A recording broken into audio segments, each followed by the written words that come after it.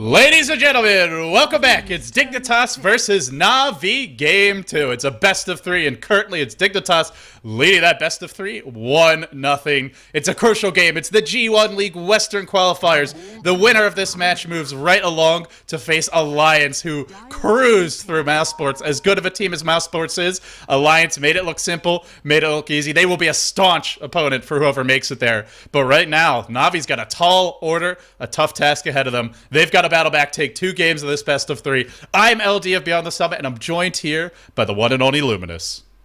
Oh, guys, IG Dota incoming from Team Dignitas as Lifestealer Lone Druid, the first 2 opening pick. And since there's a Keeper of Light, might as well pick up the Juggernaut as well, guys. You know, it's one of these games where it's like, oh yeah, there's a Lifestealer in the game. Maybe we should pick him.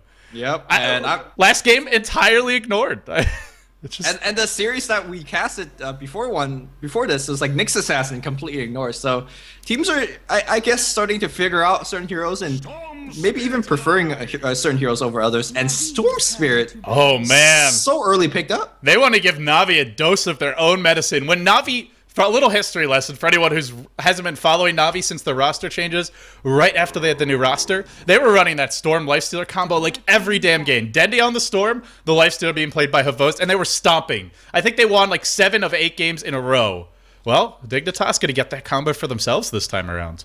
Yeah, it's actually a very, very good combo against heroes like Keeper of Light and Rubik, who, sure, they like to stand back and try to blast you down or steal your spells, but when they zip right in your face and they bring a Lifestealer who's raged, who has a ton of damage output, and of course will slow you down with the open wounds, you're not going to make it alive out of that combo. Well, immediately it's a Phantom Lancer ban. So Na'Vi, something they did turn to in the EMS finals was the Phantom Lancer Keeper of the Light combo. Now, it's one thing to pick the combo, Lumi. It's another thing to execute it.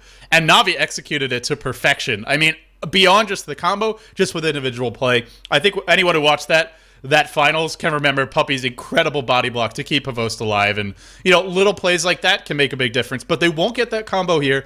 Phantom Lancer's banned out, and if you're Dignitas, you look at Na'Vi's lineup, you just ban the big carry. So I imagine a Phantom Lancer ban, a Gyrocopter ban, and maybe something like an Anti-Mage is that final ban. But, I mean, what do you think? What is Na'Vi going to pull out of the hat for that carry? I mean, when you have Magnus, your options are fairly open. I think Gyrocopter is still a very, very good hero. Maybe not so much when they're right next to you, because you generally want to abuse your range a little bit. But, yeah, I mean, I think Faceless Void is a really, really good something to think about, simply because you chrono, and no matter how farmed that bear is, no matter how farmed that storm is, you stop them and you immediately get the kills. I think they need to at least get dual cores though, because I don't think any single hero alone could basically outcarry this kind of lineup, because they have so much HP, so much armor. It's pretty much inevitable, I feel, that they're going to give up kills. I mean, your carry is going to die. When you're up against the Lone Druid, who's pushing one lane, and then a Storm Lifestealer Infest Bomb, your team's going to have to go deal with the Lone Druid push. So that means only so many heroes available to protect the carry. And at the end of the day, that's where the Storm Lifestealer strikes. So I completely agree with you. I feel they'll need multiple carries. Dignitas, they've already got their carries. For Na'Vi, I mean, normally you'd say, okay, time to ban some supports. But it's Dignitas, so it's time to ban some heroes that other teams wouldn't pick. Ban the support Prophet. I mean, ban heroes that you wouldn't normally ban. Even maybe something like a Clockwork may get the ban here. Yeah, when I see Team Dignitas trying to go full IG mode, they play it pretty normal. They don't get too greedy or as greedy as they usually do. So I think Shadow Demon is a pretty good ban here. Or maybe you pick it up. Oh, you can't pick it up yourself because they have the 2 supports. Yeah, ST plus Lifestealer is a very, very good combo in terms of initiation and then open wounds. But so far, they're feeling the Jakiro as well. Yeah, they'll ban out the Jakiro here, and then they'll finish off with the Bane. So Na'Vi, hoping for a Gyro, I imagine, is it's Dignitas, something they haven't banned yet. And I think if you get the Gyro, that's the ideal situation. You get one of the few carries that can deal with multiple farm carries. If he gets big enough, you turn on Flat Cannon, you kill everyone. Now, they're going to ban the Anti-Mage instead of the Gyro. I feel like Gyro is not exactly the best answer to this kind of starting picks from Team Dignitas. Anti-Mage, however, can turn things around with a huge amount of Void on Storm Spirit. Juggernaut being picked up here, a little bit of a pickup. More importantly, taking the Healing Ward away from this team is very, very crucial. It basically gives your Keeper of Light a little bit of hope in terms of slowing down that push. It also gives you a hero that's hard to initiate on. Sure, Storm zips in, tries to go on him. As soon as you see that ball lightning, you just played Fury, and you should be, if not fine, then have a few moments to try and react. Maybe you juke into the trees, you get recalled back, you try and teleport out. Dignitas, not an easy hero to gank, and also the third component for their tri-lane. So now we're looking at a Juggernaut, Rubik, Keeper of the Light, a probably offensive tri-lane, I want to say.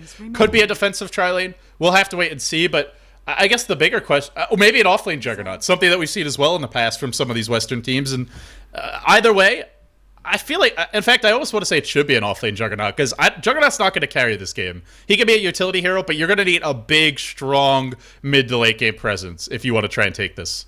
Yeah, there's some possibility of it, maybe offensive trialing as well. Lift into maybe like Illuminate. Yeah, it could be an offensive try, and it's just, can you kill someone like Lifestealer with this Probably tri-lane? can't. Yeah, you probably cannot. So it's just, they don't really have good lanes. That's the issue here. I guess the mid's locked down. They're good lanes. I just don't think they're killing lanes necessarily. And sure, I think Na'Vi, I mean, if it's not a gyro, maybe it's something like a DK, a tanky hero that you can't insta-gib him when you zip in. They'll go clicks. So an Orchid builder, someone who could deal with the Lifesteal and the Storm. And it's a Funnic Link, something we haven't seen much of, at least I haven't seen much of lately. I didn't get to watch EMS, by the way, because I was casting WePlay, so maybe Funnic's been played a lot of Clinks, but not a hero I've seen Na'Vi pick lately when I've cast them.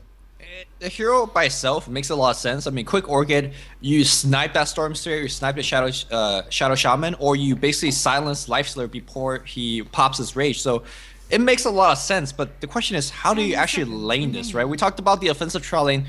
Not going to get any kills. If you run a defensive trialing with Clinks, Juggernaut can't get anything done.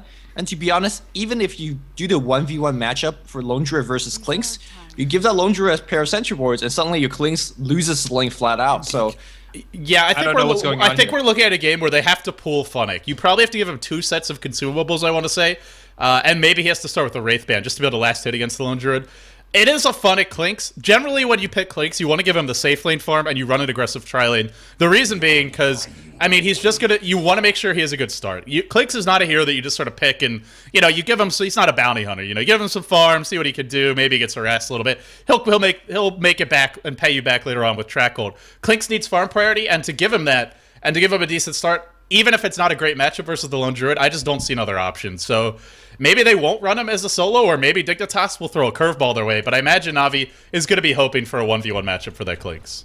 Well, I mean, then that means it's going to be a 3v3 matchup against an Undying, which is going to be the final pickup here. Way too sexy playing the Undying. Storm Spirit most likely going mid, being handled by Snaking. AEI going in the long lane, seems like, with the Lone Druid. We do have Fogged playing that Shadow Shaman. And last but not least, we're going to have Universe playing the Lifestealer. And that finishes up Team Dignitas. They're currently leading this best of 3, 1-0. It's the G1 League Western Qualifiers, and it's a big match for both teams. The winner moving on to face Alliance, who are red hot after crushing their way through Massports. It's going to be Dendy on the Magnus. He's been pulled a set of tangos again by Puppey. Got double pulled regen last game. He'll get a single one this time around. The same, of course, for that Storm Spirit. Havost going to be playing the Juggernaut. Something we've seen him play in the cast and in the past, and something he's carried pretty hard with at times. Funnic, no pulled regen for him. Maybe it'll just be a safe lane Clinks, and maybe they won't actually run anyone in the off lane. For the moment, nobody heading there. Kuroki going to be handling that. Rubik, and last but not least, Puppey, the captain, going to be playing the Keeper of the Light. So what do you think about this Jug? I imagine he just goes off lane and gets whatever levels he can. Yeah, and that's going to be somewhat sad. That's what I expect him to do. But if you pull that trialing versus trialing, it might actually end up like that, as Na'Vi support heroes are moving towards that direction. If you go trialing against this Undying, against Rasta as well as the Lifestealer, you lose that trialing flat out. And I think Dignitas says, I don't see any kind of heroes here. Do we rotate bot? They want to trialing versus trialing, because their trialing is so much more powerful. I don't know about... I feel it's very powerful. I don't think Na'Vi want to be aggressive against an Undying. I think they could kind of harass and chip away, though. You know, spam Illuminate. Maybe you go for a lift occasionally just to ensure the Lifestealer takes the damage. I definitely agree going aggressive and trying to dive Dignitas is a recipe for disaster mid lane. Initiation on Snaking. They'll lift him up. They'll throw him back. And this could be our first blood. In fact, it looks like it will be our first blood going the way of Na'Vi. And it's going to go to Kuroki. That's early boots for him. And a big kill. Na'Vi, they get the start they did not have in game 1. Yeah, very, very important kill for the support as well, getting a nice bulk of EXP. Meanwhile, bottom lane, the dive on Funnick, looking for the trade, but they're taking tower shots. Not as good of an engagement. They will shackle him, but Funnick is, currently it's Universe who's dropping low. Funnick's gonna live. They are gonna blow through so much regen. Oh man, Dignitas, they try to strike back, but it's not gonna happen. And now you've blown through all your regen against the Keeper of the Light tri-lane. Now it's not so good for Dignitas. Ooh, trying to cancel that, salve. Not gonna hit anybody, but the harass is gonna be coming, and looks like they're gonna go on Kuroki once again, but lifted, toss him back, and Fog was not in position. Now you've blown through all of your mana as well, Universe, so... No mana, no regen, and now behind in terms of items and levels is Kuroki's gonna have those early boots. This is trouble. It's hard enough to lane against Keeper of the Light in the tri-lane normally, because you're always dealing with the Illuminate spam, you're always worrying about your regen. I think Dignitas would have been okay with it if it's a straight-on fight. Maybe they don't come on ahead, but they can at least break even. Now it's going to be hard to break even. And if you're on this is their lineup, do they have a plan B? I mean, if they decide to abandon this lane, maybe you leave Lifestealer here and get levels, but a hero like Undying, just giving him farm in the jungle doesn't really help you that much later on, so they're kind of stuck here, I feel. They are stuck here, but, you know, this is the strength of this particular lineup, the IG lineup, where if you don't have a particularly good lane, if your Lone Druid gets far enough, or if your Storm Spirit gets far enough, once the mid-game come, you just Storm Bomb them all day, and you basically come back by killing a couple of carry heroes, killing a couple key heroes, and it looks like they are going to rotate, so Lifestealer, good luck by yourself, maybe, and we'll come back once you're level 6. They'll leave Way 2 there, Way 2 the one that isn't going to benefit as much from the levels and farm, it isn't as crucial later on as the Shadow Shaman. Fog is the hero right now who, when he gets level 6, they take a fight, and with the Lone Druid Bear and the wards, they can push down a tower. If Undying does some farming levels, well, later on, a Tombstone's nice, but honestly, Na'Vi can kill that quickly between heroes like Clix, as well as Juggernaut, Empower, and the Magnus auto attacks. They'll be able to bring it down to Tombstone fairly quickly. So, like the fact they're leaving the Undying there just to put some pressure on Funnick and help keep Universe alive.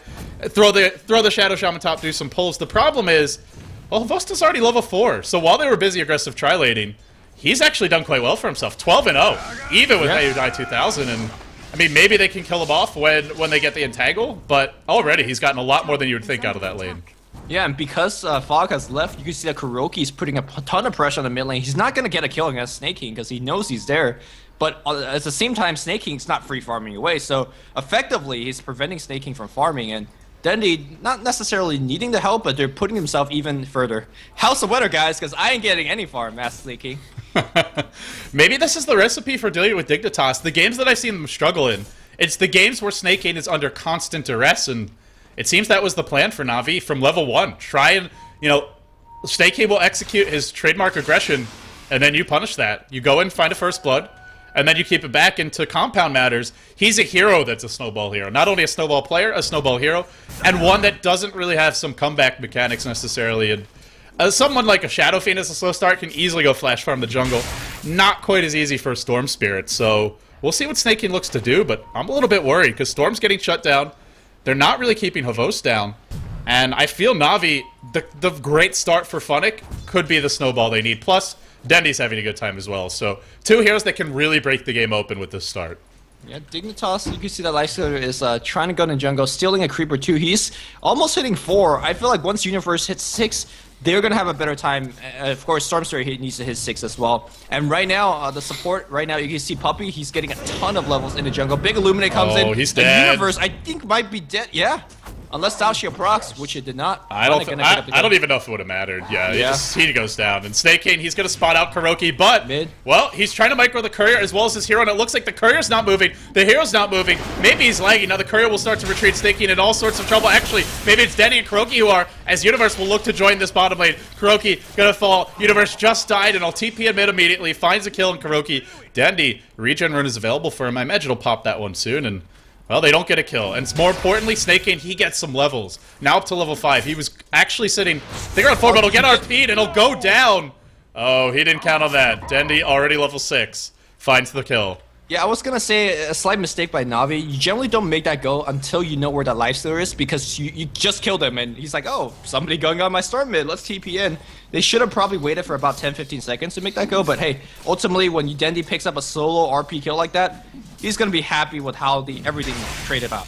Kuroki, I don't want to say gets tunnel vision, but, you know, it's like, he just decides that he's gonna screw, like, you're his enemy for this game. And last game, well, it was that constant roaming and pressure away too sexy, and oh no. Havos finds a kill top on Fog, the Shadow Shaman. No boots. Juggernaut has really good base move speed. I think it's, what is it, 310? 305? 305. And then Shadow Shaman sitting at like 290 or 285, I want to say. No boots up on him, easily run down. Looks like he just ate a Blade Fury, and down he goes. And, well, giving Havos that early start. Not a whole lot Shadow Shaman could do there, to be totally honest. Yeah, I'm very surprised. I thought Havos might have been level 6 to get that kill with Omni Slash, but he just straight up got the kill. And looks like they're going to try to lift him, toss him back. Where's the Omni Slash mana? He doesn't have it, but the spin is going to be there, but... Not enough. It's going to be close here. If he gets a couple of right clicks off, TP comes in, the Shackle. Are we going to have any root? Oh, no root action going on. Couple more right click. There's a Psych. Yeah, there's a root. And now he gets the root. After the Hex. Only after the Hex does AUI get the root. Oh, man. He's normally pretty good with the roots, but not today. Needs to practice his Lone Druid a little more. That reminds me of, like, when you're playing Pokemon, you get a critical hit when they're, like, red HP. You're like, thanks, man. Thanks, I needed that. Yeah, like, and then you lose the match because you're out of potions or something. It's just, like, something, like, unnecessarily, like, cruel and unusual punishment. But in any case, Dandy back in the mid lane here. Does have RP back up in a couple of seconds. Have that very necessary teleport scroll as well. And that's going to make diving the Radiant guys a lot more difficult. Level check here on Keeper of Light 5. He's so high level. And meanwhile, the dire support, well, not nearly. Oh no, not again. Fog's gonna go down. Havos. Omni Slash just slicing and dicing. An easy kill for him. He's really become prey, and for Dignitas, here's the problem.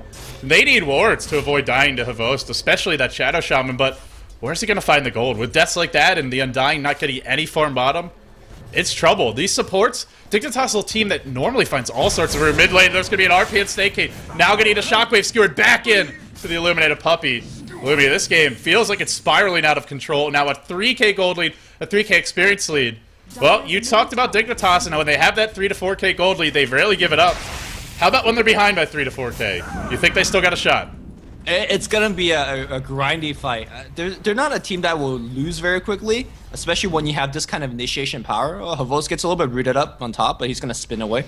The Radiant is not exactly too good at breaking bases as well. They siege very slowly, but so Dignitas has a ton of time making a comeback, but like most good, really good teams like Na'Vi, they're not going to give you that comeback. So I think it's going to be a long game. I think the big concern is Funnick right now. As well as Dendi getting the Blink Dagger, that's sort of the obvious concern. I think the lingering issue and sort of the underlying concern is when Funnick has Orchid, Snake King is pretty much useless for the rest of it, until he gets something like a BKB, which... Look at what he's got right now. Boots to the bottom of a teleport scroll.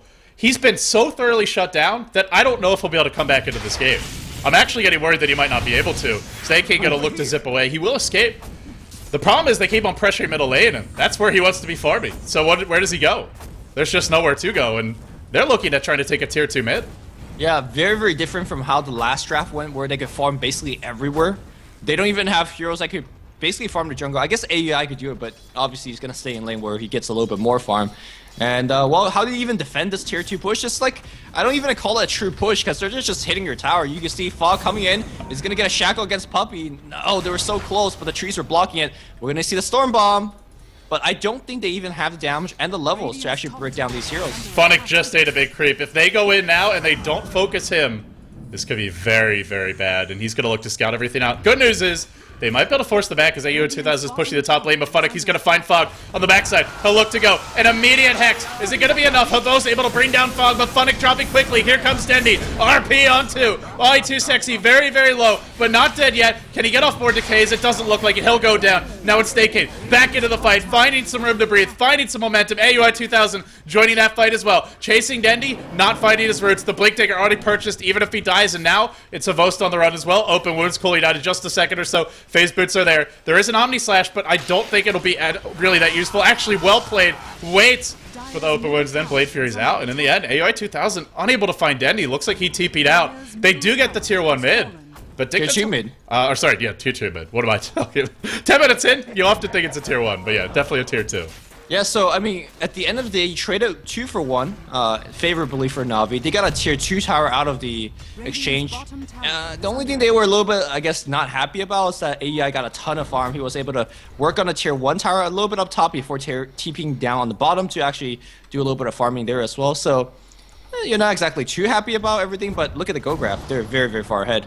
Funnick is close to that Orchid right now, man. He's already got Oblivion Staff #2. He's not far off of the recipe at that, so you get this tier 1 top, he's probably going to have the Orchid, or have it very, very shortly thereafter.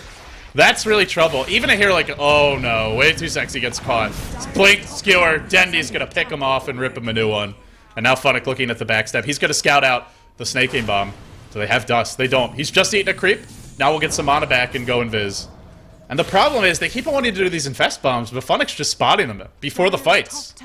I mean, even if they don't spot them because they're so close to each other, it just doesn't matter. If this Shockwave hits, Fox is dead. Who the fuck?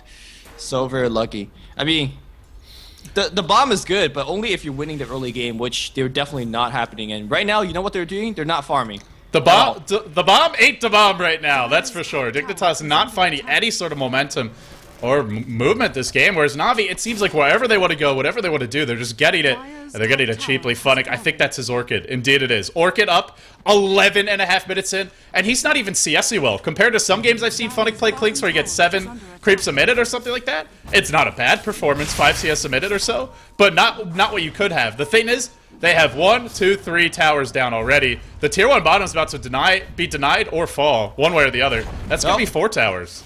It wasn't deny staking, maybe facepalm me a little bit. That's 4 towers, and you say he's not farming well. He doesn't need to farm well because he's getting a ton of gold, and yep, this tier 2 up top might be looking to fall as well. He's definitely farming well. It's just like imagine if he was farming even better.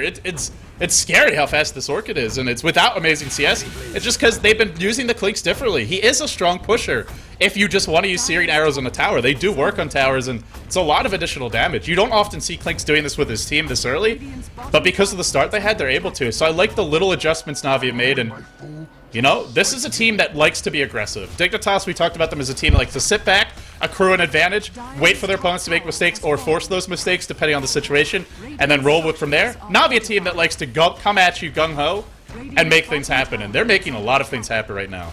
Yeah, and when you don't have advantage, you can't really wait for any advantage. Fog walking in, but there's a teleportation coming from the Juggernaut. Fog is basically dead. He's trying to try and make it out alive. No, he's done, but where's the RP? Looks like he's hasted. Oh, it's going to be an easy RP. Everybody should be on the retreat. Every man for himself. Where's the Infest into the storm and run. Run, my friends. Funnick, where's the Orchid? No Orchid just yet. I gotta say, as we see Way Too Sexy being brought down as well, that's not too bad. You lost 2 support, you get that tower, and you don't make it out alive. That's pretty bad. It's pretty bad, but considering that how bad it is already, they could have lost way more with Dendy blinking in. That's very true. It could have been way, way worse. It could have been a team wipe and GG right there. Well, if not GG, then a devastating blow. And for Na'Vi, take this tier 2 bottom, you get some wards up, I feel you can just go Roche. What do they, if they Infest Bomb on you, does it matter? I mean, honestly, Na'Vi are far enough ahead that, you know, Juggernaut can pop his Healy Ward, he Blade Furies, you get a Drum Charge out there, and if you jump in, that's where Denny just RPs you, and I think they just kill you while you're Infest Bombing them. So, the one issue for Dignitas, they have the Infest Bomb, they don't have a big team fight initiate. They don't have any sort of lockdown or stuns aside from the Shadow Shaman, and when he tries to walk in, when Fog tries to come in and drop a Hex or a Shackle, we see what happens. So they'll deploy the wards bottom, and if I'm Na'Vi, this is cute, maybe to think about even... Well, they're going to defend the tier 1 mid, and maybe even look to take some more. They'll blink it, RP on 2. Denny catches him, now he's going to skewer him back into the tower. Brings the bear as well. The Spear Bear not doing a whole lot at that. Fog thrown up, brought back down, and now Funnick. Here comes the deeps. Here comes the big damage, and down he'll go 2. So in the end, they get 2. The tower was killed off, so Dignitas finding some gold in that sense, but the graphs tell a scary tale, Lemmy. This is a... We talked about an iconic way for Dignitas to win last game. This is kind of an iconic Na'Vi game. Start strong, keep on getting stronger. Yeah, and it's going to be hard for the Dire to make any kind of headway because, like you said earlier, these heroes are snowball-based heroes, and that snowball is like a pebble right now. Like there's nothing going on there. And well, it's you know when you're a kid and like you're hoping. Well, you grew up in California, so you probably don't know. But for my peeps out there who are from cold weather climes, who have snow occasionally and blizzards and have heard of snow days before, you know, it's the middle of the winter. You didn't do your homework. You stayed up too late. Whatever the case is, you don't want to go to school the next day. You're wishing, you're waiting, you're hoping, you're watching the weather reports. It says there's going to be rain. It sounds like it's going to be below freezing, and you're thinking, man, oh man, there might be snow today. Well, in the end, it's a team that's hoping for a snow day, and that snow day just isn't coming. Universe in a bit of trouble. Top lane going to try to TP out. Can he get away in time? Kuroki pops out of the Infest. Able to go. I mean, right now, Dignitas, they'd like for that snow day to come, but it ain't coming, man. It's not cooperating. Navi won't give it to them. They're just melting that snow. Okay, I've beaten the analogy to death. Let's move on. I'm not following that analogy at all because I grew up in warm weather. I'm like, what the hell are you talking about? And I got. It was a bad analogy too. That's okay though. Fog's gonna go down now. The fight breaks out mid. Funnick dropping quickly at that. He's got Aegis though, and the Omni Slash comes through. The mech is there, and in the end, it might be. It's an infest into a creep, but this creep is actually a deny rage. It's going to blow up now. Universe on the run. Can he hoof it out of here? He's got a jump charge.